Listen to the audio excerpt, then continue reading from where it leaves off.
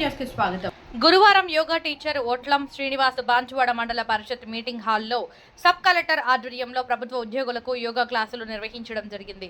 ఈ సందర్భంగా sub collector madam మాట్లాడుతూ యోగా అనేది నేటి కాలంలో అందరూ చేయవలసిన అవసరం ఉందని, అందువలన శారీరక మానసిక ఆరోగ్యం బాగుంటుందని అన్నారు.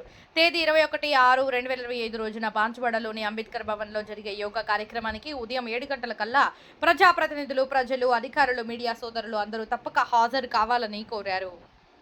జూన్ 2025 రోజు international day of yoga 11th international day of yoga మనం జరుపుకోబోతున్నాము. ప్రతి ఒక్కరూ కూడా ఈ యోగా దినోత్సవాన్ని బాగా జరుపుకొని సక్సెస్ఫుల్ చేయాలి అని నేను కోరుకుంటున్నాను. అలాగే బాన్స్వాడలో అంబేద్కర్ భవన్లో మనము ఇంటర్నేషనల్ డే ఆఫ్ యోగాని సెలబ్రేట్ చేసుకోబోతున్నాము.